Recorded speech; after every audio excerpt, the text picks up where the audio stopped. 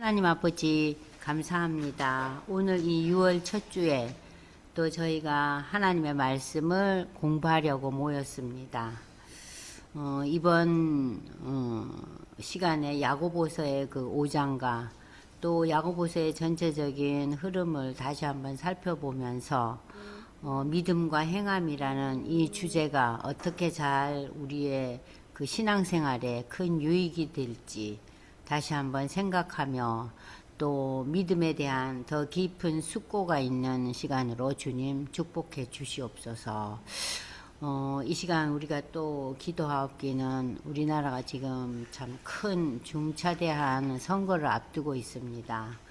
요즘 세계적으로도 중동과 미국과 이스라엘 간의 그 갈등 상황 속에서 세계적으로 물가가 치솟고 참 많은 나라들이 어려움을 겪고 있고 우리나라도 지금 선거를 앞두고 과열되고 보수와 또 진보의 세력 간의 큰 갈등이 이번 선거를 통해서 좁혀지게 하시고 하나님께서 이 나라의 그 정치와 경제와 모든 분야를 굽어 살펴보시고 아름다운 복된 결과가 선거에 나올 수 있도록 하나님 우리의 기도를 응답하여 주시옵소서.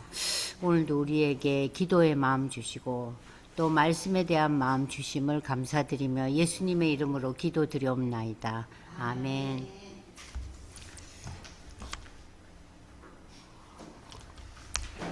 자, 제가 그래서 이번에 이제 그 야고보서의 그 5장을 들어가면서 지금까지 1, 2, 3, 4를 이렇게 4장을 읽으면서 강의하면서 이렇게 덧붙인 거, 새로 좀 설명이 들어간 거, 설명이 빠진 거를 조금 이렇게 새로 이제 해가지고 프린트를 냈으니까요. 교회에서 이제 여러분들이 지금 줌으로 보시는 분들은 교회 오시면 이 프린트 다 있으니까요. 참고하시기 바랍니다.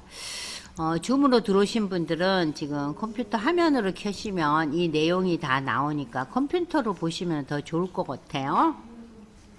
자, 지금까지 저희가 야고보서 1장에서 이제 4장까지 믿음과 행함에 대한 그런 이제 내용들을 살펴봤는데 이제 3장 4장에 오면서 과연 그러면은 예수 신앙 고백한 믿음 있는 자들은 어떠한 삶의 열매, 행위가 있어야 되느냐. 그래서 이제 첫 번째 우리에게 가장 이제 도전된 것이 우리가 인간관계 속에서 사람을 외모로 판단하고 그 세상의 가치 기준으로 모든 것을 상대방에게 이제 판단하지 말라. 그런 의미를 이제 우리가 전달받았고 두 번째로는 이제 혀를 절제하라.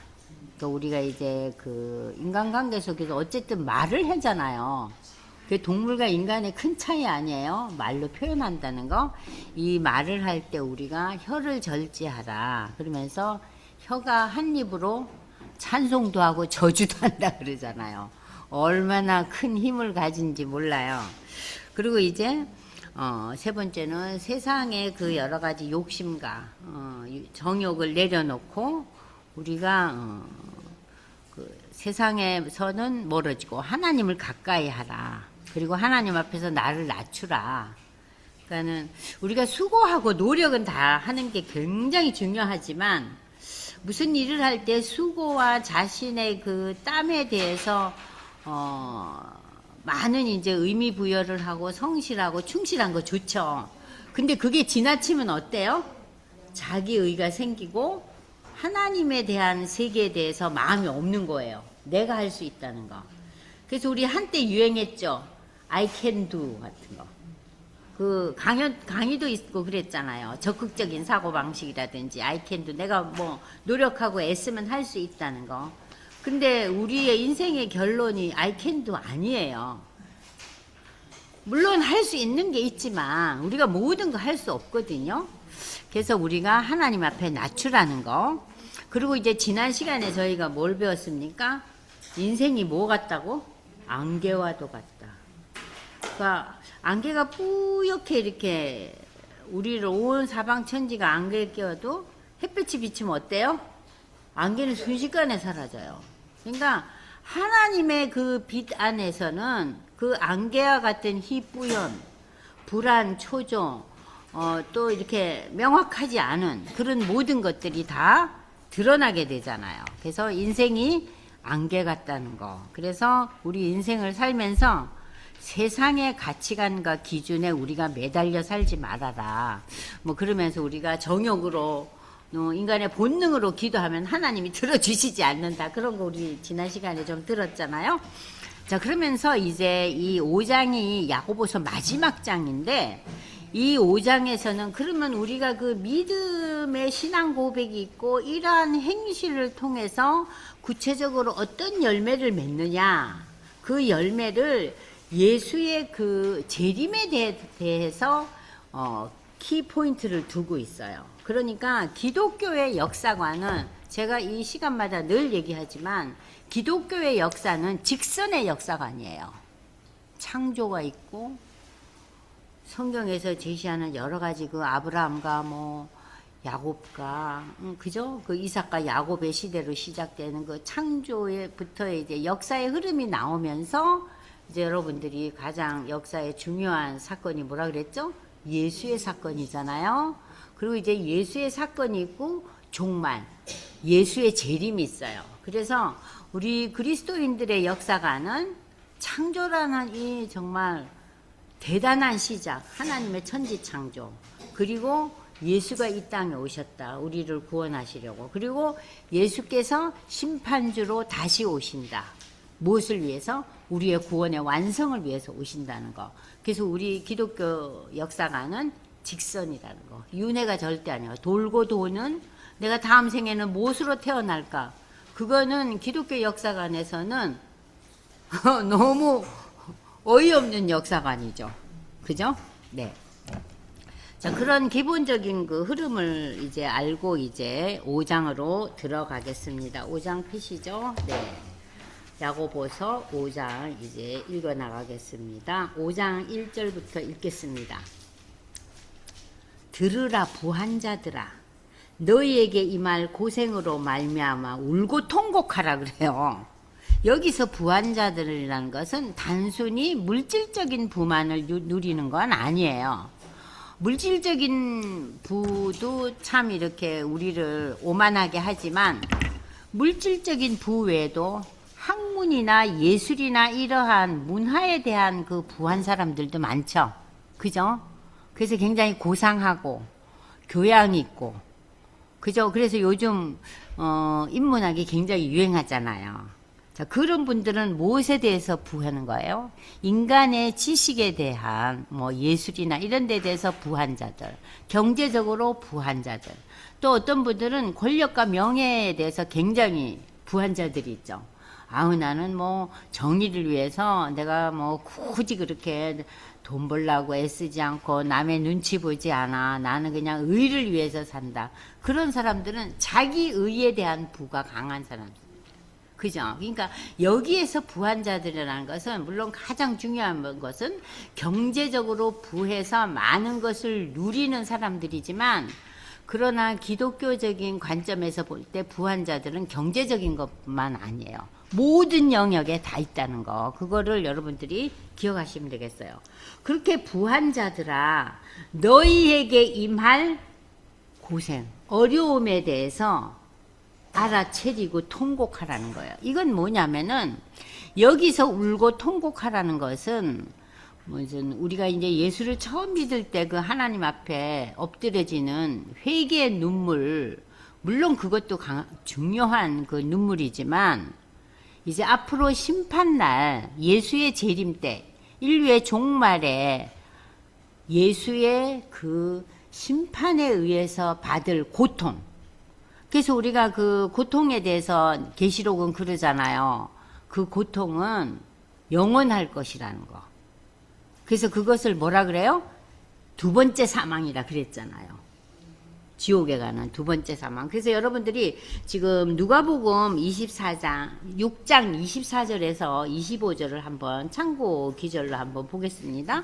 누가복음 24절 25절 볼게요.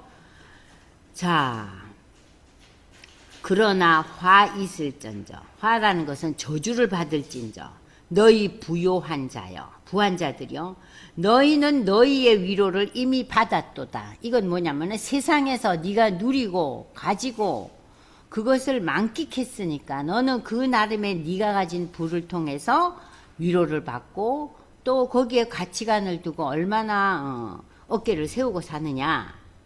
그러나 화 있을진저 너희 배부른 자여, 너희는 주리로다.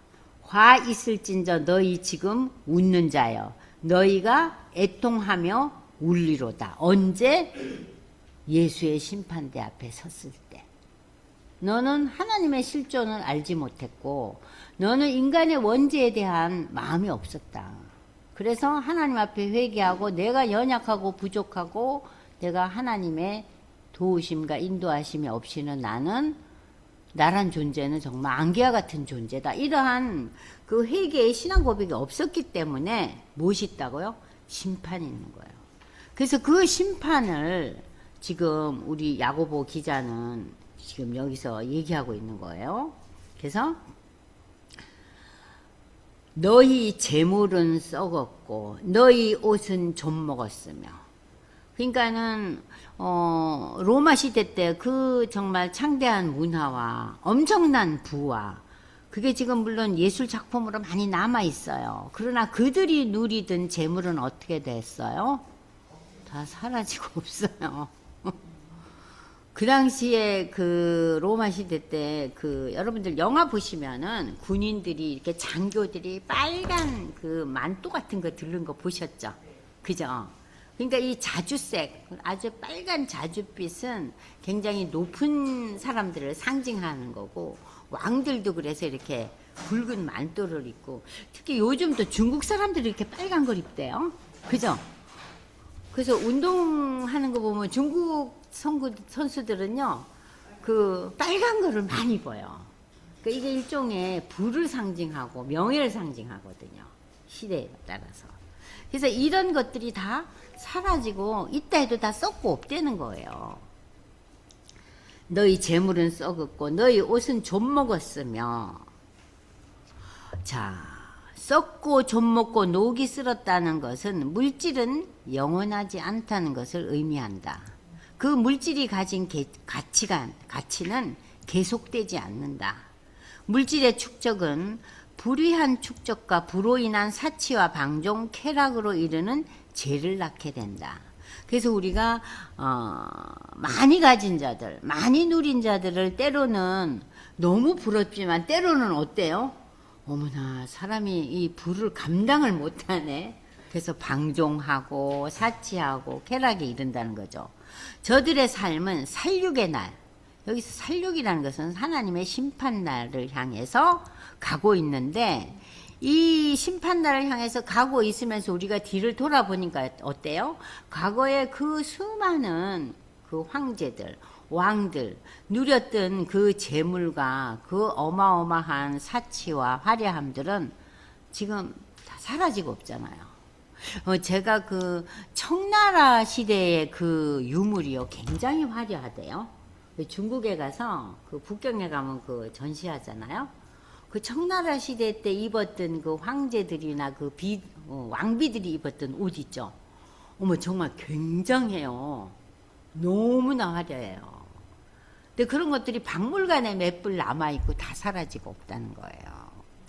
자, 이렇게 우리 인간의 그 재물은 다 녹슬고 썩고 좀 먹고 금과 은도 다 녹이 쓴다는 거예요. 자, 너희 금과 은은 녹이 쓸었으니 이 녹이 너희에게 증거가 되며 불같이 너희 살을 먹어. 불같이 너희 살을 먹으리라는 것은 심판이 불같이 만다. 그러니까 불이라는 건 너무너무 뜨겁잖아요. 그러니까 견딜 수 없게 우리를 고통스럽게 만들죠. 너희가 말세에 재물을 쌓았다. 여기 보시면은요, 이 말세에 재물을 쌓았다는 얘기는요, 예수님이 오신 이후부터를 가리켜서 말세라 그래요. 아시겠어요? 그래서 우리가 말세 그럴 때, 말세는 그러면 언젠가? 말세는 구약은 무엇이 초점이에요? 구원자 예수가 오실 것이다. 메시아가 오실 것이라는 데 대한 예언이 구약이에요. 그러면은 메시아가 오셨어요, 신약에. 그럼 그때부터 말세예요. 그러니까 예수님이 오셔서 십자가에서 우리의 죄를 사해 주시기 위해서 희생의 제물이 됐잖아요. 그러면서 이제 구원의 방법을 구체적으로 우리에게 주셨잖아요. 구약시대는 어땠어요? 해마다 매일 동물의 희생 제사를 드렸잖아요. 근데 이제 예수의 십자가에 그 제물이 되심으로 인해서 뭐가 다 잘라졌어요? 커튼이 잘라졌죠. 그 지성소를 들어가는 커튼이. 그게 뭐냐면은 이제 구약의 제사는 끝났다는 거예요. 그래서 신약에 예수님이 오셔서 새로운 제사의 형태가 이제 이루어지면서 모든 인류에게 이 제사가 오픈된 거죠. 모든 인류에게. 구약에는 이스라엘 백성들과 특별한 그 이스라엘 백성들과 함께 있었던 그 뭐 종이라든지 옆에 주위 사람들만이 그 제사에 참여했잖아요. 이제 신약에 와서는 이방인이나 유대인이나 남자나 여자나 종이나 주인이나 모두 다 예수를 통해서 이제 구원의 대열에 끼어들었잖아요. 그래서 이제 이 시대부터가 종말이 시작되는 거예요. 종말은 다른 말로 표현하면 말세예요. 그러니까 여러분들이 지금 이 말세야 하는데 말세는 예수님이 오시고 희생의 제물이 되시고 그리고 부활하시고 승천하신 그 이유를 우리는 종말의 시작으로 봐요. 근데 이제 종말의 마지막, 말세의 마지막이 예수의 재림이에요. 그러니까는 지난 2000여 년에 지금 이제 오늘이 2026년이잖아요. 예수님 오시고 난 이 서기력, 이 2000년 이후부터를 다 우리는 종말의 세계로 이래 보는데 특별히 이제 그 종말의 그 마지막이 예수님이 오시는 재림의 날. 그걸 가리켜서 우리가 예수님의 강림이라는 표현도 하시죠? 예. 자, 그래서 이 재림이라는 거, 말세라는 거. 근데 이제 바울은 로마서에 말세의 특징이 뭐라 그래요? 말세의 특징은 사람들이 더욱더 재물을 탐하고 더욱더 인간적인 그런 쾌락과 인간적인 사치와 부를 더욱더 밝히고 그리고 이제 우리가 다니엘서에서 배웠잖아요. 많은 사람들이 뉴스를 공유한다는 거. 소식을 공유해요. 지금 우리가 소식을 공유하죠. 근데 종말의 시작점인 그 옛날에는 공유할 수가 없었어요. 지금 기계 문명이 발달해서 우리가 매일같이 지식이 공유되고 있잖아요. 그래서 요즘 저는 어떨 때 그 유튜브 같은 거 이렇게 보면은요. 너무나 쓰레기 같은 게 많잖아요. 쓸데없는 그 뉴스, 그리고 거짓되고 허황되고, 그리고 또 제가 제일 안타깝게 생각하는 거는 스토리를 만들어서 스토리텔링 하는 거 있죠. 그러니까 뭐 며느리가 어떻고 시어머니가 어떻고부터 시작해서 남편이 40년을 같이 살았는데 어떤 여자가 있었다는 둥, 물론 있을 수 있는 일이지만 그것이 너무 많아요. 보세요 한번. 근데 많은 사람들이 거기에 중독되어 있어요. 자기도 모르게 보고 있어요. 그냥 거기에 정신을 못 차려요. 그래서 요즘은 TV보다 뭘 본다고요? 유튜브를 봐요. 그래서 유튜브를 통해서 지금 비즈니스를 하고 있잖아요. 그래서 어떤 건 이렇게 들어가 보면요. 처음 타이틀하고 전혀 달라요. 내용이 다르죠. 누가 세상을 떠났대. 그래서 어머 이 사람이 세상을 떠났나? 하고 들어가 보면은 딴 얘기가 나와요. 그러니까는 이렇게 허황되고 거짓되고 만들어진 이 스토리들. 근데 이것이 지금 법이 컨트롤을 못하고 있어요. 그래서 저는 그 다니엘서를 보면서 와 마지막 때 많은 사람들이 지식을 공유한다는 거 그걸 보면서 그 다니엘서 12장에 그 얘기가 나오거든요. 제가 깜짝 놀랐어요. 그래서 정말 오늘날에 우리가 사는 이 시대가 종말 중에서도 마지막 때로구나 하는 생각이 많이 들어요. 자, 다음 보겠습니다. 그래서 이제 말세에 재물을 쌓았도다. 그러니까는 종말이 이제 더 완성되어 가는 그 마지막 종말을 향해서 인간들은 어떤 모습을 보인다고요? 재물을 더욱더 귀히 여기고 쌓는다는 거예요. 보라, 너희 밭에서 추수한 품꾼에게 주지 아니한 싹시 소리 지르며 그 추수한 자의 우는 소리가 만군의 주에 들렸느니라. 우리 인간의 귀에는 들리지 않아요. 근데 누구에게 들려요? 하나님께 들리는 거예요. 들려서 여기에 대한 뭐가 가해진다고요? 심판이 있다는 거예요. 그러니까는 품꾼이 일한 값을 제대로 주지 않는다. 근데 요즘은 품꾼이 일한 것에 대해서 과잉 반응 아니에요? 그죠?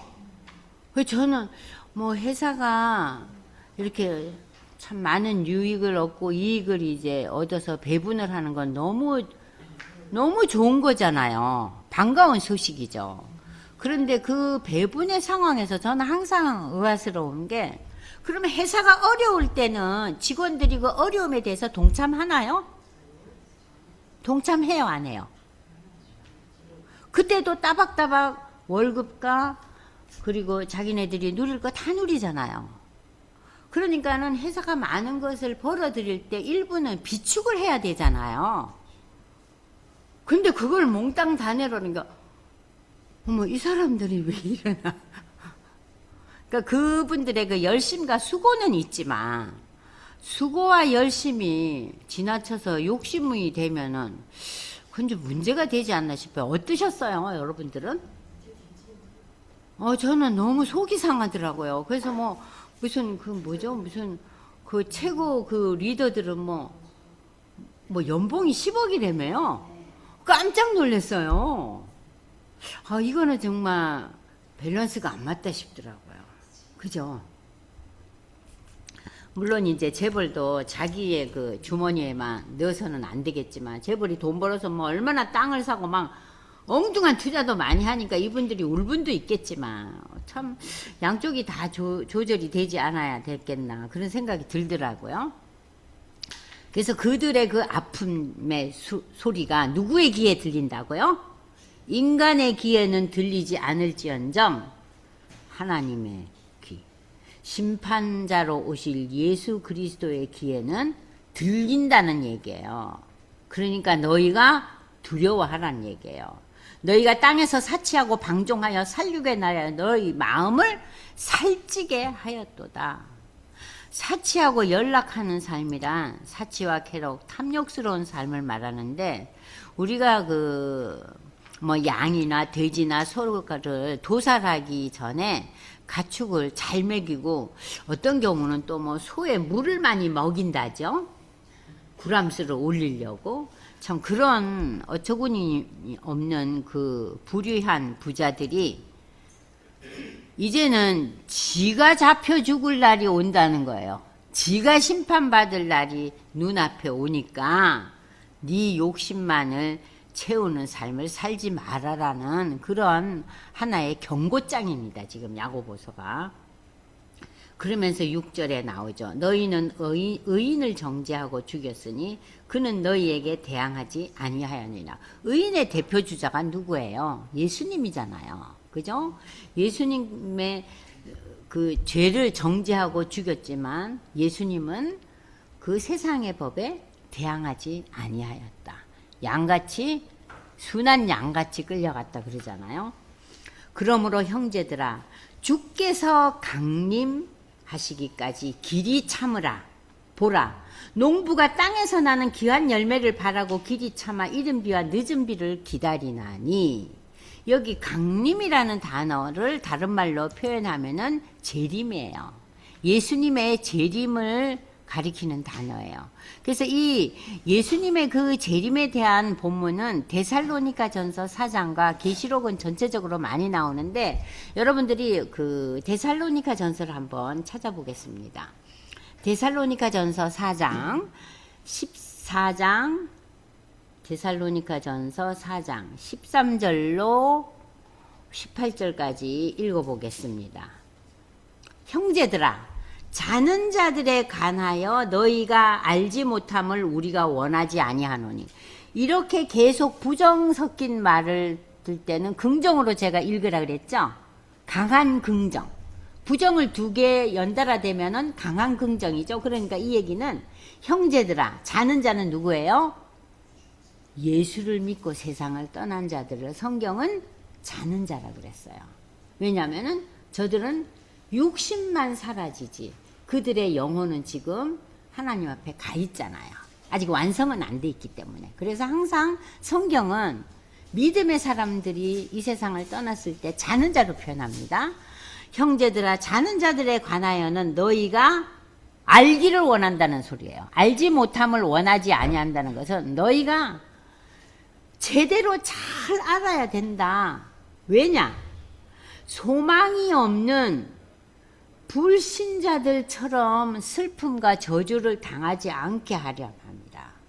자, 불신자들, 예수의 신앙 고백을 못한 자들, 인간의 힘과 노력과 수고로 모든 것을 할 수 있다는 적극적이고 긍정적인 사고이긴 하지만 하나님 앞에서는 이것이 죄악이라는 거예요. 인간이 다 할 수 있다는 거. 인간 외에 누가 없다는 거예요. 그러니까 인간을 무엇으로 만들어요? 신적 존재로 만드는 거예요. 내가 다 할 수 있다는 거예요. 자, 그래서 형제들아, 자는 자들이 지금 구원의 완성을 향해서 지금 기다리고 있는데 너희 소망 없는 불신자들도 지금 살아있어. 아직 죽지 않고 살아있는 자들은 이 자는 자들처럼 구원의 완성을 향해서 살 수 있도록 하라는 거예요. 그래서 여기 이제 강림이라는 단어를 우리가 프린트를 보시면은 강림이라는 단어는 예수의 재림을 가리키는데 시련과 시험이 오랫동안 우리 인생에서 닥쳐오잖아요. 인생이 즐겁기만 하면은 우리가 무엇이 어렵겠어요? 인생이 어렵죠. 이것을 참고 견딤으로 우리가 성품의 변화를 신학적으로 성화의 과정이라고 그랬죠. 성화와 함께 마지막 날 주님 재림하신 그날에 생명의 면류관, 야고보서 1장 12절에 나오잖아요. 너희가 생명의 면류관을 받을 것이다. 자, 계시록 2장 10절에서는 뭐라고 그랬나 한번 보세요. 사도 요한이, 자, 계시록 2장 10절 보세요. 2장 10절. 너는 장차 받을 고난을 두려워하지 말라. 왜냐하면 우리는 예수님 오실 때 심판의 그 고난을 받지 않잖아요. 그죠? 우리는 인생을 살면서 고난을 겪지만 우리가 이 인생을 떠나서 하나님의 나라에 갔을 때 우리에게는 고난이 없어요. 그러니까는 두려워하지 말다. 볼지어다 마귀가 장차 너희 가운데서 몇 사람을 오게 던져. 이 땅에 살 때 우리를 끊임없이 마귀가 흔들어대요. 예수 믿었는데도 왜 이리 어렵냐? 예수 믿지만 너희 인생이 왜 이렇게 고달프냐고 흔들어대요. 예수 믿는데 너는 왜 이렇게 못 사냐? 예수 안 믿는 사람들도 너무 잘 먹고 잘 사는데. 그러면서 마귀가 우리를 흔드는데 너희가 10일 동안 한난을 받아. 여기서 이제 10일은 잠시를 얘기하는 거예요. 10일은 뭘 의미한다고요? 잠시 동안 너희가 인생 살 동안 환난을 받지만 그러나 네가 신앙을 고백을 통해서 너의 고난의 인생 여정을 주님 앞에 충성하라. 그러면 너한테 무엇이 온다고요? 생명의 면류관이 있다. 면류관이 있다는 거예요. 우리가 운동 그 시합 볼 때 그 면류관 월계수 이 간 타는 거는 마라톤에서만 해요. 그죠? 다른 올림픽 경기는 다 금메달, 은메달, 동메달만 오잖아요. 근데 마라톤에서는 그 경주를 한다는 거예요. 열심히 뛰어간다는 거. 그런 의미에서 이렇게 면류관 그 월계수를 봤는데, 관을 봤는데 우리 인생 여정을 잠시 환난을 받더라도 생명의 면류관을 받는다는 거예요. 그래서 여기 이제 다시 보시면은 예수님께서 재림하시기 전 세상은 마지막 말세예요. 여기서 말세의 시작은 예수님이 오시고부터 시작됐지만 말세의 마지막인데 왜 사람들은 온통 재물만 쌓는 데 있느냐? 그럼 저들은 재판, 심판받을 수밖에 없다는 거예요. 지금 그 얘기를 하고 있어요. 자, 그러니까 이러한 심판에 대한 얘기를 왜 계속해서 강조하냐면요. 야고보서가 지금 5장이 결론이잖아요. 야, 신앙을 고백했는데 너희 행함이 있어야지 너희가 심판받을 때 부끄러운 심판을 받지 않고 상급받는 심판을 받지 않겠느냐. 천국을 가긴 가는데 저 맨 밑 꼬랑지에 있을래? 아니면 그래도 나도 중간쯤은 있어야 안 되겠냐. 여러분, 천국은요 상급이 다 달라요. 상급이 달라요. 자, 그래서 우리가 이 강림이라는 단어, 재림이라는 단어에 대해서 여러분들이 항상 머릿속에 생각하고 있으면서 제가 우리 기독교 신앙의 본질에 대해서 조금 설명하고 넘어가려고 그래요. 기독교 신앙의 그 5가지 신앙을 제가 늘 얘기했죠. 가장 첫 번째 신앙이 뭡니까? 창조 신앙이에요. 하나님이 천지를 창조했다는 이 창세기 1장. 기독교 신앙의 첫 번째 단초는 뭐라고요? 창조 신앙이에요. 두 번째 신앙은 요한복음 3장 16절에 구원 신앙이에요. 응? 하나님이 세상을 이처럼 이 세상이라는 것은요, 세상이라는 단어 대신에 우리 자신의 이름을 넣어야 돼요. 하나님이 나를 사랑하사 독생자 예수를 주셨으니 이를 믿으면 내가 영생을 얻으리라 그랬잖아요. 멸망치 않고. 그 영생이 다른 말로 표현하면 뭐예요? 구원이에요. 그러니까 기독교 신앙의 두 번째는 구원신앙이에요. 창조신앙, 구원신앙. 세 번째 기독교 신앙은요, 임마누엘 신앙이에요. 임마누엘 신앙이라는 것은, 임마누엘이라는 것은 God with us. 하나님이 나와 함께 하는 거. 하나님이 우리 믿음의 공동체, 우리 믿음의 성도들과 함께 하신다는 거. 임마누엘의 신앙이라는 것은 여러분들 이사야서를 한번 찾아보겠습니다. 이사야서. 자, 이사야서 보시면은 임마누엘의 신앙을 보시면은 되겠습니다. 이사야서 7장. 이사야서 7장 보세요.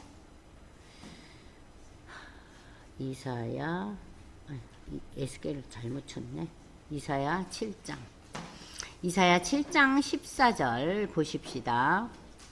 자, 그러므로 주께서 친히 징조를 너희에게 주실 것이다. 지금 이사야는 예언서죠. 그죠? 예수님이 오시기 전이에요. 그러니까 이 징조가 뭐예요? 징조를 너희에게 주실 것이라. 보라. 구원의 징조예요. 그 징조가 예수잖아요. 처녀가 잉태하여 아들을 낳을 것이요. 그 징조이신 예수의 이름을 임마누엘이라 그랬어요. 예수님의 또 다른 이름이 뭐예요? 임마누엘. 하나님이 함께 하시는 하나님이 오신다는 거예요. 그 하나님께서 이제 예수님을, 인간의 몸을 입고 예수님이 오셨는데, 여러분들이 복음서를 보면은요, 예수님이 이 땅을 떠나시기 전에 우리에게 평강이 있으라 그래요. 평강을 주셔요. 그러니까 믿음의 그 가장 큰 선물이 평강이거든요. 두려움에서 노임을 받고, 불안에서 노임을 받고, 염려 근심에서 노임을 받는 게 복음의 메시지잖아요. 그 평강의 복음을 우리가 제대로 누리고 살기 위해서 예수님이 뭐라 그래요? 내가 떠나는 것이 너희에게 유익하다 그랬죠. 왜 유익해요? 내가 떠나면 너희 각자에게 무엇이 임해요? 성령이 임하는 거예요. 그러니까 이 성령이 A라는 사람, B라는 사람, C라는 사람 모두 개개인에게 임해요. 그래서 우리가 임마누엘의 신앙을 우리 개개인이 체험하고 누리는 거예요. 그래서 신앙은 창조신앙, 구원신앙, 임마누엘 신앙. 그래서 임마누엘 신앙을 통해서 기독교의 구원은 개개인이에요. 내가 성령의 역사로 내가 예수를 믿게 됐잖아요. 그리고 성령이 나에게 강림해서 나에게 끊임없이 신앙의 성장, 성화의 과정으로 이끌어 나가시잖아요. 그것을 바울은 뭐라고 표현했어요? 성령의 열매라고 표현했잖아요. 9가지 열매 기억하시죠? 네. 자, 그리고 네 번째는 기독교 신앙은요, 이 땅에 어느 누구도 부활한 존재는 없어요. 뭐만 있어요? 소생만 있어요. 그래서 기독교 신앙의 네 번째 특징은 부활신앙이에요. 그래서 예수님의 부활을 통해서 우리는 예수님이 우리 죄를 위해서 돌아가시고 부활하시고 승천하심으로 인해서 예수님이 재림하실 것을 우리는 확신할 수 있는 거예요. 부활신앙을 통해서 우리는 재림에 대한 소망을 확신할 수 있는 거예요. 그래서 기독교 신앙의 네 번째 카테고리는 부활신앙이에요. 그리고 기독교 신앙의 네 번째 신앙의 카테고리는 종말신앙. 다른 말로 표현하면 재림신앙. 예수님이 다시 오실 것이다. 예수님은 우리 모든 인류를 심판하실 것이다. 믿는 자에게는 구원의 완성을 이루어 주셔서 하나님의 나라에서 우리가 그곳에서는 눈물도 없고 저주도 없는 곳에서 우리가 영원토록 하나님과 교제하며 살 것이다. 그래서 우리는 더 이상 누구를 안 부러워해요? 천사를 부러워할 필요가 없는 거예요. 천사는 하나님의 심부름꾼이에요. 우리는 뭐예요? 우리는 하나님의 자녀예요. 우리가 자녀답지 못하기 때문에 천사를 부러워해요. 근데 자녀다워질수록 우리는 천사를 부러워하지 않아요. 자녀이니까. 그래서 이제 이 종말신앙이라는 것은 예수의 재림. 우리는 결국 하나님의 나라에서 완성된 나라로 새 예루살렘에서 새 하늘과 새 땅에서 우리는 정말 하나님의 나라를 하나님과 함께 누리며 영원토록 살 것이다. 5가지 머릿속에 쏙 들어왔죠? 창조신앙, 구원신앙, 임마누엘 신앙, 부활신앙, 재림신앙. 이 5가지 카테고리가 여러분들의 머릿속에 딱 정립이 되어 있다면은 신앙의 기본은 확립된 거예요. 얼마나 우리가 야고보서가 기록한 것처럼 여러 가지를 행함으로 사느냐에 대한 우리의 삶의 도전, 그 도전에 대한 얘기를 지금 하면서 마무리를 짓고 있는 거예요. 자, 그러면서 여기 이제 본문을 보시면은 다시 야고보서로 넘어갑니다. 야고보서 넘어갈게요. 자, 야고보서 다시 보시면은 너희도 여기 보면은 이른 비와 늦은 비를 기다리면서 너희가 인생에 참고 마음을 굳건하게 세워서 우리의 마지막 인생의 목표점인 예수 그리스도의 재림을 바라보며 살아라. 그 재림의 날이 다가오고 있다. 여기 이제 이른 비와 늦은 비는 인생을 돌보시는 하나님의 은총을 나타내는 비유적인 표현입니다. 그러면은 이른 비는 파종기인 이스라엘에서는 10월과 11월경에 와서 2월까지 계속되는 비로서 이제 씨를 뿌리고 씨가 이제 자라는 역할을 하면, 늦은 비는 이제 새해가 돼서 4월, 5월에 내리는데 추수하기 직전 농작물이 무르익어 가는데 필요하다. 그러니까는 우리 인생에는 하나님이 주시는 이른 비와 늦은 비가 다 필요하잖아요. 그런데 우리가 때로는 이 이른 비를 맛보지 못하면서 인생의 고난을 겪기도 하고, 때로는 늦은 비를 맞지 못해서 열매를 못 맺어서 우리가 굉장히 고통스러워하고 힘들어 하잖아요. 자, 그러나 우리는 하나님께서 주실 이른 비와 늦은 비를 기대하면서 귀한 열매를 바라보며 인내를 갖고 농부의 마음처럼 살아가는 거예요. 농부들이 이제 비가 안 오면 뭐 가슴이 탄다는 소리 하잖아요. 그죠? 모내기 시기가 다가왔는데 비가 안 오면 모내기를 어떻게 해요? 논이 다 말라붙었는데. 굉장히 가슴이 타잖아요. 그러니까 우리 인생에서 이렇게 이른 비가 제때 내려주지 않을 때 우리의 가슴이 타잖아요. 또 늦은 비, 마지막 추수를 앞두고 잠시의 그 늦은 비가 오지. 인생의 결실을 맺기 위한 참, 그러니까 우리가 이제 뭐 60이 넘고 70이 넘고 80이 됐을 때 우리는 이제 늦은 비를 맞으면서 마무리를 짓는 상황이잖아요. 근데 여러분들 60대, 70대, 80대 은퇴하고 난 이후의 삶이 다 그렇게 편안해요? 다 병도 오잖아요. 그죠? 온갖 질병이 오잖아요. 그리고 또 나이 들면서 우리의 자녀들이 자라잖아요. 그러면서 그 자녀들이 자기 나름의 인생을 살아가면서 겪는 많은 것을 보면서 또 부모들이 마음이 아프죠. 저 애들이 어떻게 다 잘 되겠어요. 굴곡이 있죠.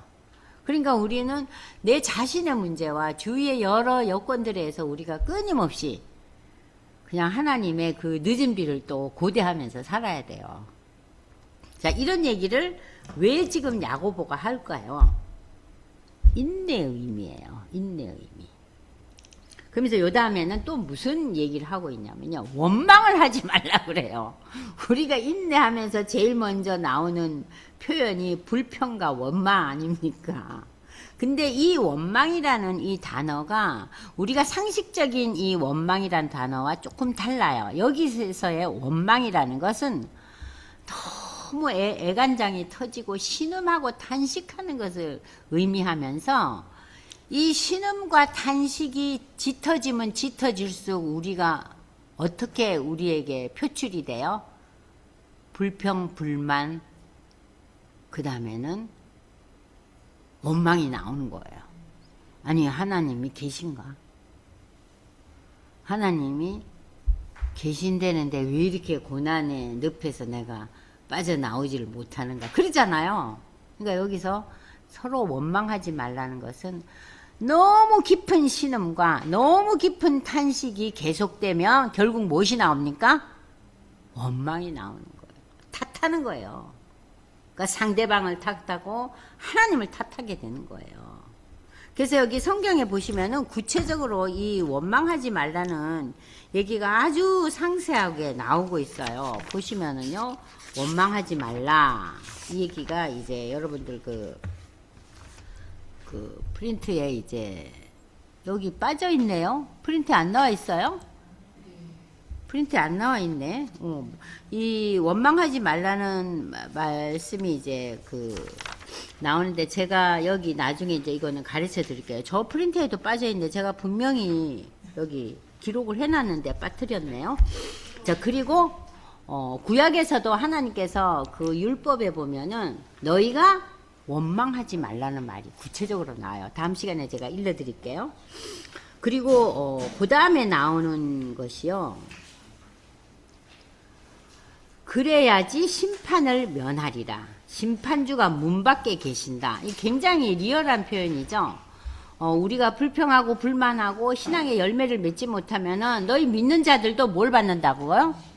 하나님의 심판의 기준이 있어요. 우리는 하나님의 자녀니까 심판의 대상에서 예외다. 그렇지 않아요.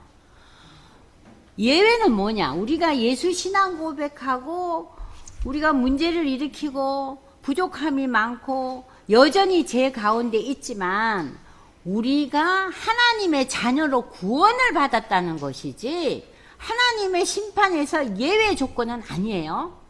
심판은 두 가지예요. 큰 카테고리로. 첫 번째 심판은 뭐예요? 우리가 하나님의 나라에 가느냐 못 들어가느냐의 심판. 두 번째 심판은 뭐냐? 들어가는 그리스도인들에게도 심판의 기준치와 자는 분명하다는 거예요. 아니, 하나님이 니도 왔니? 너도 왔구나. 아이고 애썼다.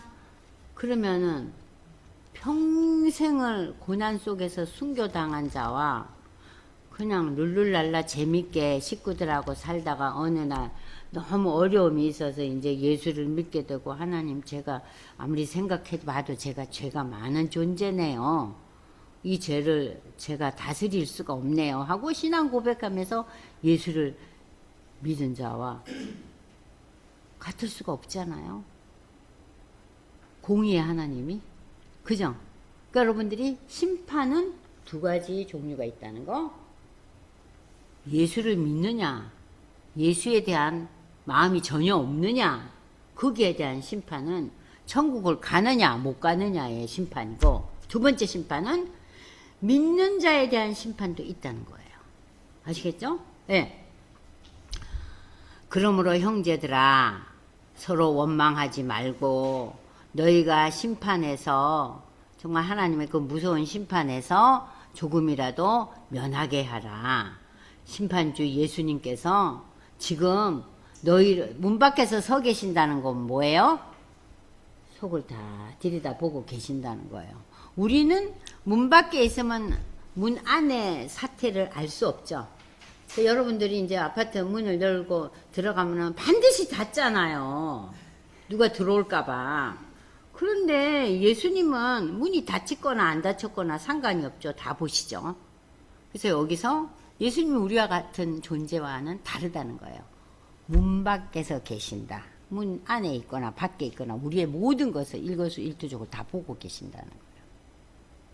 그래서 어떨 때는 때로는 너무 두려운 마음도 많이 들지 않아요? 어떠세요? 유순희 권사님? 좀 두려움도 있죠? 아이고 내가 오늘도 왜 이 정도밖에 못했나? 응? 두려움도 있잖아요. 두려움도 있어요. 그래서 우리는 우리의 구원을 두렵고 떨리면서 이루어 나가야 돼요. 예. 형제들아 주의 이름으로 말한 선지자들, 네, 선지자들 또 그들의 고난과 오래 참음을 너희 인생의 본으로 삼아라. 그래서 지금 이 얘기가 뭐로 지금 집약되고 있어요? 오래 참음, 인내로 그 야고보는 그 행함에 대한 신앙의 열매를 오래 참음, 인내로 몰아가고 있어요. 오래 참음. 자, 본을 삼아라. 선지자들이 얼마나 그들의 삶 속에서 겪은 고난과 참음을 통해 보여준 모범, 그들의 교훈을 우리도 조금치라도 따라가라는 거예요. 보라, 인내하는 자를 우리가 복되다 하나니 너희가 욥의 인내를 들었고 주께서 주신 결말을 보았거니가 주는 가장 자비하시고 긍휼히 여기시는 이시니라. 구약 성경 아니 신구약 전체를 통해서 우리는 인내의 기록을 생각하면 항상 욥의 인내를 생각하잖아요. 욥. 그 욥이 어떤 인물이었습니까? 욥은 고통이 극에 달했을 때도 하나님을 신뢰하는 마음이 변치 않았어요. 결코 흔들리지 않았어요. 그는 욥기 1장에 보면요. 자식이 한꺼번에 다 몰살당하죠. 그리고 그뿐만 아니잖아요. 온몸에 악창이 나서 기하적 촉각으로 몸을 끓고 아내로부터 저주를 받는 그런 고통 속에서 주위의 친구들로부터도 조롱과 멸시를 당했다고 해요. 그런데 이 구약학자들은 그러면 과연 이 욥의 고난의 시기가 얼마나 계속되었는가? 30년 정도로 추정한대요. 아니 30년이 어떤 세월이에요? 우리는 며칠만 힘들어도 그냥 어쩔 줄을 몰라 하는데 30년 동안 이 어려움을 겪고 살았다는 얘기예요. 이러한 상황 속에서도 욥은 하나님을 향하여 입술로 범죄하지도 원망하지도 않았다. 그래서 우리가 구약의 욥기로 한번 가보겠습니다. 욥기 여러분들이 1장 1절부터 사실은 다 읽으셔야 돼요. 이 욥 1장 보면요. 욥이 어떤 사람이에요? 어떤 사람들보다 온전하고 정직하고 하나님을 경외하며 악에서 떠났는데 자식 복도 많아요. 아들 7과 딸 3이 있고 재물이 또 엄청나요. 이 재물이 동방에 사는 사람 중에 가장 뛰어났다 그래요. 그래서 생일을 베풀고 잔치를 베풀고 그랬는데 그 욥은요. 이 잔치를 끝내면 항상 그 자녀들의 명수대로 번제를 드리고 우리 자녀들이 하나님을 욕되게 하였을까 싶어서 번제의 제물을 드리는 하나님을 경배하는 삶을 살았다는 거예요. 그런데 하루는 하나님의 아들들이 와서 여호와 앞에 섰고 사탄도 그들과 그러니까 사단의 역사와 하나님의 아들들의 역사가 한꺼번에 일어나면서 지금 사단이 야 욥을 흔드는 거예요. 사단이 그래요. 욥이 어째서 하나님을 그렇게 열심히 섬기고 경외하겠습니까? 그가 얼마나 소유도 많고 자손 축복도 많아서 아니 하나님을 경배하는 것이 당연한 거 아닙니까? 그러니까 이제 이 모든 것을 다 하나님 가져가 보셔요. 욥이 아마도 절대 안 그럴걸요 하고 자신만만하게 딜을 하는 거예요. 그런데 그러고 난 순간에 무슨 일이 일어나요? 갑자기 그냥 하나님의 불이 하늘에서 떨어져서 그냥 그 많은 재산이 다 잃고 자식들은 다 죽고 자식들이 다 죽어버려요. 자, 그러면 이 상황 속에서 우리는 어떻게 했어요? 많은 걸 누렸어요. 자녀들도 부모의 신앙을 따라서 다 신앙생활 해요. 그러다가 어느 날 폭탄을 맞을 때 우리가 어떻게 했어요? 정신을 못 차리죠. 그런데 욥은 지금 1장 맨 마지막 자를 여러분들 한번 읽어보세요. 21절 22절 아주 중요한 본문이에요. 욥기 1장 21절 22절 이르되 내가 모태에서 알몸으로 나왔는데 알몸으로 내가 돌아갑니다. 주신 자도 여호와 하나님이고 거두신 자도 여호와시오니 오직 여호와의 이름이 찬송을 받는다. 그러니까 이 찬송을 받는다는 거는요, 쉽게 우리 표현하면 오직 하나님만이 영광스러운 존재입니다. 응? 이 모든 일에 욥이 그러니까 자기에게 일어난 이 수많은 고통들, 자식을 잃고 재물을 잃고 그런데도 욥이 범죄하지 아니하고 하나님을 향하여 원망하지 아니했다. 욥과 같은 인물이 있겠어요? 없어요. 그리고 이제 2장부터요 39장 40장까지 그냥 끊임없이 이제 친구들이 와서 욥과 대화를 나눠요. 그래도 욥아 네가 문제가 있지 않겠느냐. 하나님이 공의로운 하나님인데 왜 네가 이렇게 생고생을 당하겠느냐. 네가 뭔가 문제가 있다. 그러면서 계속해서 40장이 흘러가요. 40장에 이제 하나님 드디어 나타나셔요. 그러면서 이제 욥기 맨 마지막 42장에 한번 보십시오. 이 욥이 누리는 복은요 엄청난데 그러나 이 42장에서 욥이 누리는 그 축복에 대해서 우리가 야 욥이 인내하고 참아서 이렇게 복을 받았나? 물론 그런 면도 있죠. 그러나 욥은요 어떤 태도를 취했느냐 7절부터 읽겠습니다. 여호와께서 욥에게 말씀을 하신 후에 대만 사람 엘리바스에게 내가 너와 네 두 친구에게 노한다 그랬어요. 하나님이 지금 화가 나셨어요. 왜냐? 너희가 하나님이란 존재의 그 잣대를 가지고 말했는데 그거 내 종 욥의 말같이 옳지 못하다. 너희가 잣대를 하나님이라는 잣대를 갖고 말했는데 너희의 해석이 틀렸다는 거예요. 그런즉 너희는 수소 7과 순영 7을 가지고 욥에게 가서 번제를 드리라. 내 종 욥이 너희를 위하여 기도할 것인즉 내가 그것을 기쁘게 받으니 너희가 우매한 만큼 너희에게 갚지 아니하리라. 왜냐하면 너희가 그렇게 우매하게 욥을 더 고통 속에 빠지게 했지만 너희가 번제물을 준비하고 욥이 그 번제의 제물을 드림으로 말미암아 너희의 그 미련한 짓거리를 내가 심판하지 않겠다.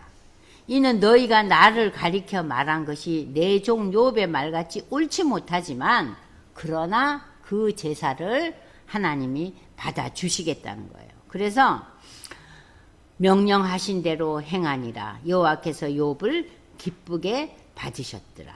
욥이 그의 친구들을 위하여 기도할 때 여호와께서 욥의 공경을 그 어려움을 돌아보시고 하나님께서 욥에게 이전 모든 소유보다 갑절이나 주신지라.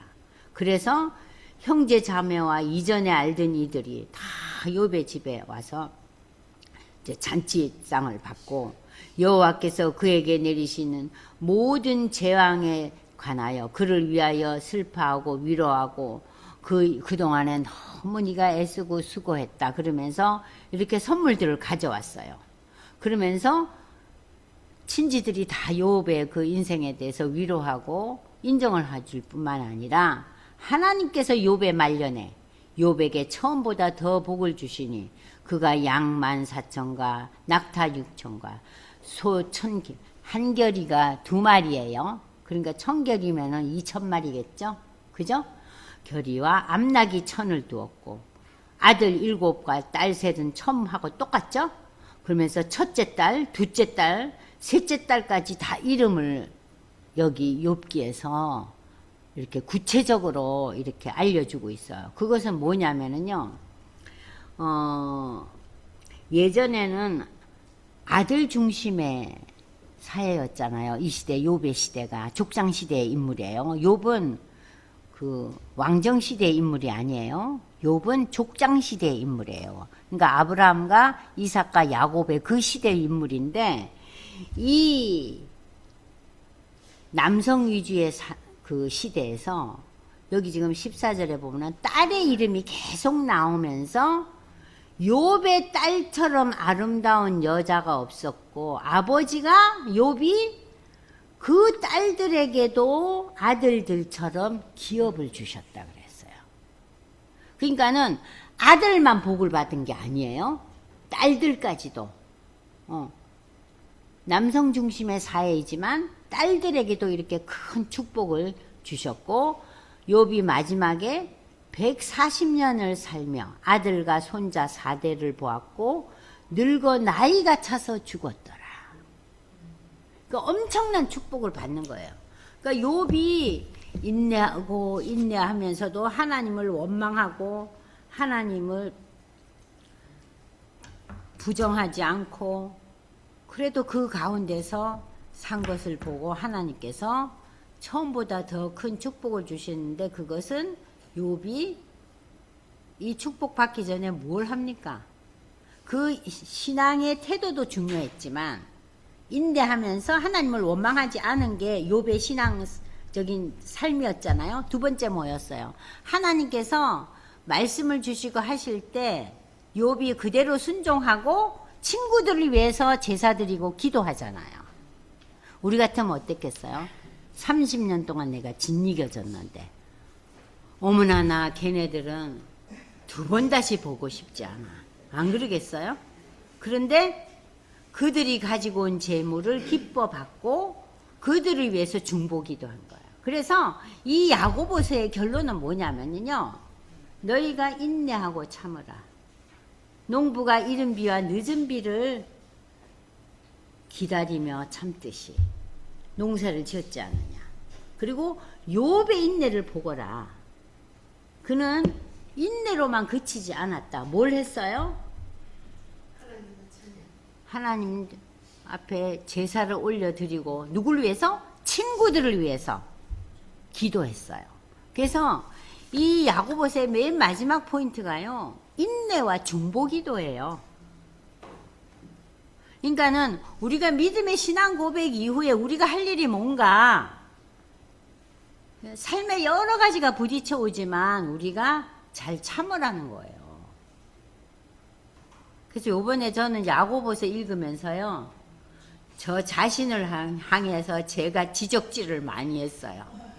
항상 그냥 지적질을 하다가 이제 우리가 누구에게로 지적질을 돌려야 돼요? 나에게 지적질을 하는 것이 다른 말로 표현하면 인내예요. 버티고 참고 나가요. 그리고 두 번째가 뭐예요? 기도하는 거예요. 그래서 야고보서 5장 마지막이 기도에 대한 내용이 쫙 깔려 있어요. 다시 야고보서로 돌아갑니다. 야고보서 돌아가세요. 자, 그래서 보십시오. 14절 보겠습니다. 여기 보시면은요, 보라 인내하는 자를 우리가 복되다 하나니 너희가 욥의 인내를 들었고 주께서 주신 결말을 보았거니와 주는 가장 자비하시고 긍휼히 여기시니라. 욥의 생애를 통해서 이 11절을 이제 야고보가 이제 우리에게 이제 설명을 해주는 거예요. 그러나 그것도 중요하지만 우리가 맹세하지 말지니 하늘로나 땅으로나 아무 다른 거로 맹세하지 말고 너희가 옳다고 생각하는 것은 옳다. 아니라고 생각하시는 것은 아니라고 분명한 태도를 해라. 그 분명한 태도가 중요하지 너희가 맹세하지 말라는 얘기가 나옵니다. 자, 맹세하지 말지니 여기에서 이제 나옵니다. 진실한 자에게는 맹세가 필요 없죠. 이게 옳은 거고 이게 그른 거라고 내가 분명하게 정해져 있으면요. 누구에게 특별히 맹세를 강요할 필요도 없고 맹세 당할 필요도 없어요. 옳은 것은 아니라고 아닌 것은 옳다고 하는 것이 우리의 삶이잖아요. 근데 아닌 것을 옳다고 하는 것은 제약이고 위선이잖아요. 여기 나옵니다. 레위기 19장 12절 보면요. 하나님께서 맹세하지 말라 그랬어요. 예수님께서도 마태복음 55장 33절 37절에 나옵니다. 찾아보겠습니다. 마태복음 자 신약 마태복음 5장 33절로 37절 보겠습니다. 옛사람에게 말한 바 헛맹세를 하지 말고 내 맹세한 것을 주께서 지키라 하였던 것을 너희가 들었으니, 그러니까 우리가 인생이 얼마나 맹세를 하면서 헛맹세를 하느냐는 거예요. 의미 없는. 나는 너희에게로니 도무지 맹세하지 말지니 하늘로나 하지 말라. 이는 하나님의 보좌이며 땅으로도 하지 말라. 이는 하나님의 발등삼이며 예루살렘으로도 하지 말라. 이는 큰 임금의 성이요. 예루살렘이에요. 하나님의 도성이잖아요. 내 머리로도 하지 말라. 이는 내가 한 터럭도 흙을 검게 할 수 없느니라. 내 머리털 누가 지었어요? 하나님의 작품이라는 거예요. 오직 너희는 옳다, 아니라 하는 데 대해서 분명한 태도를 표명하라는 거예요. 맹세를 함부로 하지 말고. 그러면서 눈은 눈으로 이는 이로 갚아라 하였다는 것을 너희가 들었으니 나는 너희에게 이르노니 악한 자를 대적하라. 자, 구약에서는요 이는 이로 갚고 눈은 눈으로 갚았다는 거지만 신약에 와서는 이게 어떻게 변화합니까? 오른뺨을 내밀면 왼뺨을 내밀라 하면서 우리를 스트레스 주시잖아요. 예수님이 말씀으로. 그죠? 근데 여기에서 이 말씀이 여러분들에게 조금 도움이 될 거예요. 대적하지 말라는 거예요. 우리를 배신하고 우리를 비방하고 우리를 나에게 거짓 전개한 그 악한 자를 대적하지 말라. 누구든지 내 오른뺨을 치고 너 왼뺨도 돌려대며 또 너를 고발하여 속옷을 가지고자 하는 자에게 그곳까지도 가게 하며. 계속해서 무슨 얘기가 나옵니다. 우리를 힘들게 하는 자들에게도 우리가 고발하거나 그들을 과 같이 맹세하는 자가 되지 말라는 얘기예요. 그러니까 옳은 것은 옳고 아닌 것은 아니다 하는 것을 분명히 하라는 얘기입니다. 자, 그러면서 이제 야고보서는 어디로 넘어가고 있느냐 다시 보겠어요. 야고보서 지금 우리가 읽은 너희는 함부로 맹세하지 말라. 그러면서 이제 기도의 얘기가 나옵니다. 너희 중에 고난당한 자가 있느냐 그는 기도할 것이요 즐거워하는 자가 있느냐 그는 찬송할지라. 이 얘기는요 우리가 이 땅의 삶이 고난이라는 거예요. 그러면 고난 당할 때 우리가 그 고난을 위해서 중보기도 해라. 고난을 받을 때 우리가 우리 자신을 위해서 기도 많이 하잖아요. 그러나 이웃이 고난 당할 때 기도하고 이웃이 즐거워할 때 그 즐거움을 함께 나누라는 거예요. 찬송하라는 것이. 아시겠어요? 너희 중에 병든 자가 있느냐? 그는 교회의 장로들을 청할 것이요 그들은 주의 이름으로 기름을 바르며 그를 위하여 기도할지라. 여기서 병든 자라는 것도 여러분들이 두 가지 의미로 생각해야 돼요. 육적인 병과 영적인 병이 있어요. 그리고 육적인 병은 우리가 보통 얘기하는 상식적인 질병이에요. 의사의 도움이 필요해요. 그래서 우리가 병원에 가요. 약 처방을 맞아요. 주사도 맞고 병이 심해질 때는 입원도 해죠. 그러나 그 과정 속에서도 우리가 우리의 믿음의 식구들을 불러서 기도도 받고 기도도 요청하고 또 우리 스스로도 그런 사람을 위해서 중보하며 기도를 하라는 거예요. 그래서 여기에서 이 야고보서는 주의 이름으로 기름을 바른다 그랬죠. 이 기름을 바른다는 것이 이 시대에는 많은 약이 없던 시대예요. 이 기름이 일종의 처방전이에요.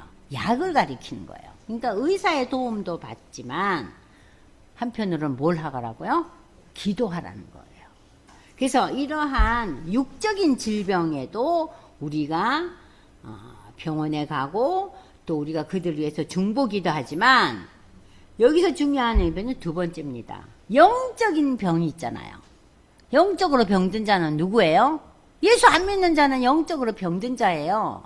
영적으로 병든 자들을 위해서도 우리가 기름을 바르며 그를 위하여 기도할지라. 주의 이름을.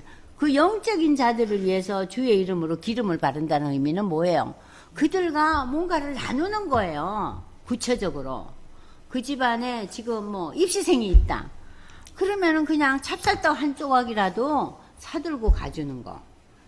그잖아요. 얼마나 고마워요. 그러면서 그 가정을 위해서 기도하는 거.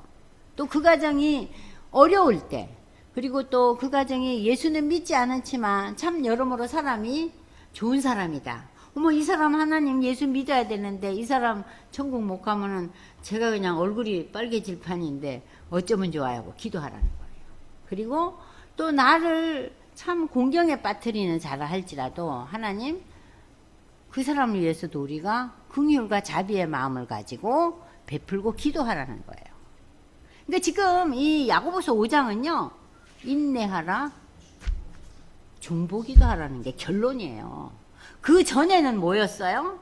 우리가 삶의 현실 속에서 시험당하고 고통당하고 또 유혹당할 때 우리가 그것을 잘 이겨내면서 현실적인 삶 속에서 하나님의 말씀에 대한 그 순종의 태도로 우리의 삶이 달라져야 된다는 걸 말했다면 5장에 와서는 인내와 기도에 강조점을 두고 있어요. 야고보서가. 그러니까 야고보서는 굉장히 실질적인 아주 현실적인 내용을 담고 있는 거예요. 자, 그래서 믿음의 기도는 병든 자를 구원하리니 주께서 그를 일으키시리라. 병에서도 일으킨다는 거예요. 질병에서 낫게도 하시고 또 불신의 그 마음에 영적인 변화도 일으키시다. 그가 설령 죄를 범하였을지라도 사심을 받으리라. 우리의 기도를 통해서. 그러므로 너희 죄를 서로 고백하며 병 낫기를 위하여 서로 기도하라.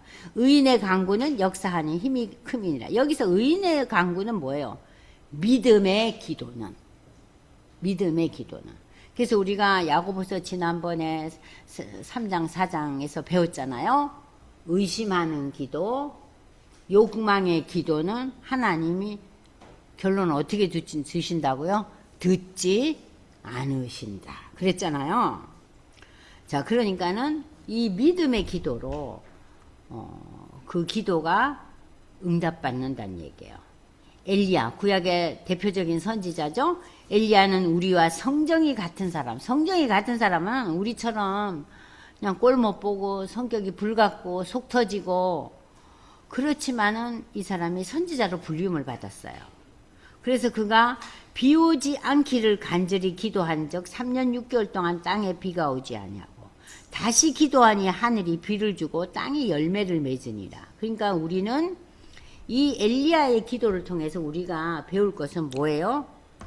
어머나, 그러면 3년 반 무엇을 놓고 죽도록 기도한 거예요? 비 오기를, 비가 그치기를 7년을 기도했어요. 네? 엄청나게 기도했잖아요. 네? 그러니까 우리가 기도하라는 거예요. 기도하라는 거. 응? 그래서 여러분들 제가 여기 프린트에 나눠줬지만 왕상 열왕기상 18장 16절에서 46절이 그 엘리야의 그 투쟁과 같은 기도예요. 완전 투쟁이잖아요. 응? 바알 선지자들과 함께 투쟁의 기도를 하고 있는 거예요. 그 우리는 그렇게 심각하고 정말 격렬한 그런 투쟁의 삶은 아니잖아요. 그러니까 우리는 7년 반은 안 해도 얼마나 해야 되겠어요. 7년 안 해도 7개월은 해야겠죠. 그죠? 예? 그러면서 여기 마지막으로 내 형제들아 너희 중에 미혹되어 진리를 떠난 자. 그러니까는 예수를 믿다가 떠난 자들. 참 안타까운 분들이 있잖아요. 어느 날 보니 교회를 안 나오네. 그리고 연락을 해보니까 아니 막 그냥 요새 내가 바빠. 교회 나갈 시간도 없고 그러면서 그냥 여러 가지 핑계를 대는 거예요. 그럴 때 우리가 그거 맞서서 뭐라고 하겠어요. 기도해야죠. 진리를 떠난 자를 그들을 기도를 통해서 돌아서게 하면 너희가 알 것은 죄인을 미혹된 길에서 돌아서게 하는 자가 그의 영혼을 사망에서 구원할 것이며 허다한 죄를 덮을 것이다. 그가 기도하는 것을 통해서 그 불신의 영에 사로잡혀서 교회를 떠나고 믿음의 길을 떠난 자들이 하나님의 구원의 빛으로 다시 돌아오고 그들의 그 많은 죄악들이 회개를 통해서 다시 성도를 이뤘을 것이라는 거예요. 누구를 통해서? 우리의 기도를 통해서. 우리의 기도를 통해서. 그러니까 지금 야고보서 5장의 결론은 뭡니까? 인내와 중보기도예요. 인내와 중보기도. 그래서 여러분들 읽어보시면 여기 보십시오. 그리스도인들은 고난당하는 자들과 교제를 나누면서 저들을 위해서 기도해야 된다. 믿음의 기도를 통해서 환난당한 자들을 격려하고 극복할 수 있도록 기도가 도움을 준다. 병든 자는 치유당하고 미혹당해서 하나님을 떠난 자들에게도 다시 돌아올 수 있도록 인도하는 놀라운 역사를 일으킵니다. 그래서 성도들이 삶 속에서 많은 어려움과 질곡 가운데 살고 있지만 서로가 권면하면서 기도해야 된다. 진정한 성도 간의 그 믿음의 교제는 세상의 어떤 도움보다도 강력한 힘과 용기를 불어준다. 그래서 야고보 사도는 믿음 안에서 서로 연합하고 견고한 삶을 살도록 열정적인 중보기도 그리고 그들에 대한 그 인내의 마음을 가지라고 지금 결론적으로 하고 있어요. 제가 여기까지 하고 조금 쉬었다가 성경에 나타난 중보기도자와 그 야고보서와 로마서에 그 나타난 구원의 개념을 비교하면서 믿음과 연결해서 두 번째 시간에 마무리를 하려고 해요. 네, 잠깐 쉬시죠. 예.